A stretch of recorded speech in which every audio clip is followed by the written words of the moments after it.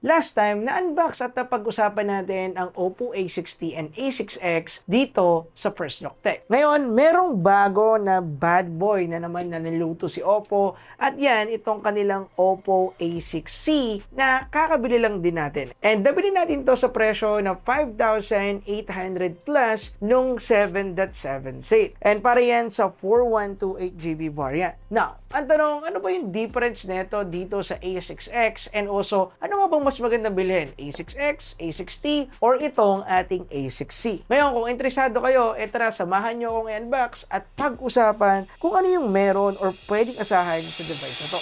Okay, welcome nga pala dito sa Parico's First Look Tech. Dito kami nag-unbox ng mga phone na i-cover namin sa main channel, which is Parico's TV and Tips. Nga pala, kung hindi pa kayo nakasubscribe, subscribe kayo doon since marami kaming niluluto na ipapag-giveaway ngayong taon. And I hope makasali kayong lahat dahil deserve nyo rin naman talaga or nag-give back lang kami sa mga supporters talaga ng channel. Anyway, medyo kakaiba yung packaging ngayon. Okay, sobrang sealed. Dito yung pinakalaman ng box and then ganito kalaki yung box na pinaglagay nila. Wala naman akong problema dyan. Okay yan kasi ibig sabihin, safe yung product natin. And yung reason din pala kung bakit, merong pa freebies si Oppo dito dahil nung bumili ako, meron silang promo that time na meron tayong makukuha na wireless earpads.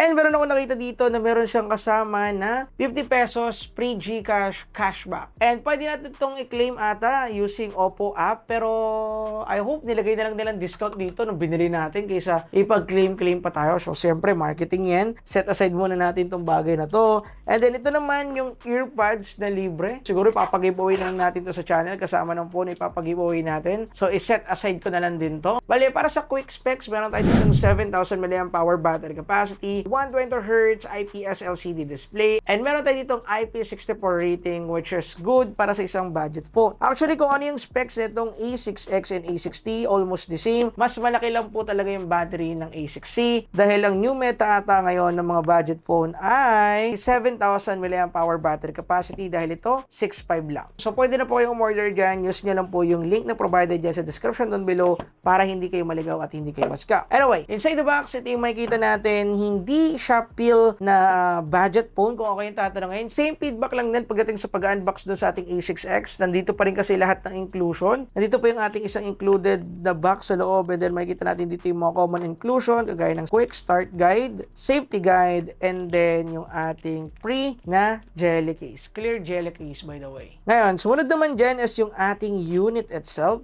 Yan. May natin pag-usapan yung design. Set aside muna natin yan. And then, sumunod naman dito is yung ating charging adapter and charging cable. And then, nandito rin yung ating panundot, which is yung ating SIM ejector. And that's pretty much it. Pretty normal unboxing experience. Pero para sa isang budget phone, by the way, hindi ito na yung normal. Yung ginagawa kasi ni Infinix and Tecno, pinagsasama-sama na sa isang box. So, bali, jumble-jumble sila doon. Alik dito na organized pa rin siya kung ano yung feeling na pag-unbox ng isang mid-range phone.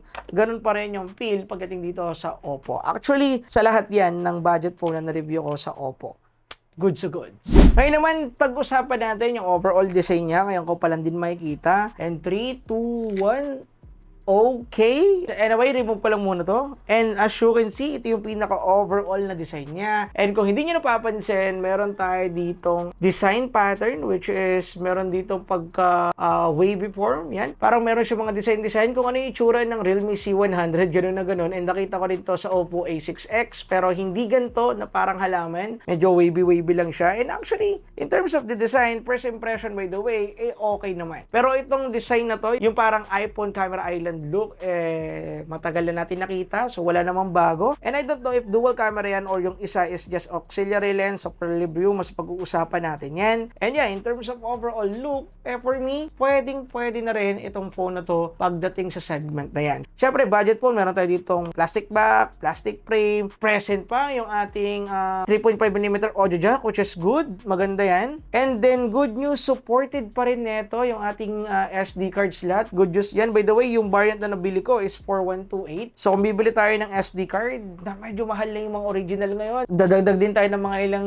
libo, pero goods pa rin dahil pwede nating i-dump lahat doon ng mga files natin. And then kung may plano kayong gamitin to as your backup phone, kahit primary phone sa mga anak or chicketing natin, pwede kung ako yung tatanungin. Pero yun nga lang, napansin ko, single speaker lang. Yan. Isang speaker lang dito, then dito wala na. So I think yung isa pa niya speaker is nasa may mouthpiece, but yeah, yung nakikita natin dito, single firing speaker. Wala din ako nakikita dito na IR blaster. I don't know kung if meron dito kasi minsan dito nila nilalagay. I think ito yung IR blaster natin. At the moment, wala po akong idea sa overall specs niya. So, gaya nga nasabi ko, first impression lang talaga. So, kaka-boot up lang natin ng mismong device, and good news, naka-color OS na rin po tayo dito. And bad news, nandun pa rin yung sandamakmak ng mga bloatwares. Which is normal para sa mga budget phone. Wala na naman tayong pwedeng sabihing pula dyan. Normal na talaga yan sa mga ganito. Kahit nga sa mid-range phone meron. Ang kagandahan naman dyan, pwede nating i-uninstall. Napaka-basic. Okay? Hindi naman mga importanteng apps yan. Anyway, pagdating naman sa overall specification nito, unang-una, yung kinakailangan natin tandaan dito or asahan, ginamitan to ng Unisoc T7250. Which is good chipset. Okay na for Mobile Legends based sa mga review na nagawa natin. Pero para sa akin, mas okay yung chipset na ginamit dito sa ating Oppo A6X na naka-Snapdragon A65. Although, same lang naman sila almost talaga. Wala naman panalo at wala naman talo. Pero syempre, Snapdragon is Snapdragon kahit na luma yung chipset. For sure, medyo mas optimized siya pagdating sa mga MOBA games. Pero in terms of performance, hindi naman sila nagkakalayo. Pero yung pinaka siguro down lang netong A6C sa A6X and A6T, and naka-teardrop notch display pa rin po tayo dito. Pero kagandahan dyan, hindi ganun kakapalan yung bezel. Lagi kong may kukumpara dito, yung best or sulit phone ko ngayong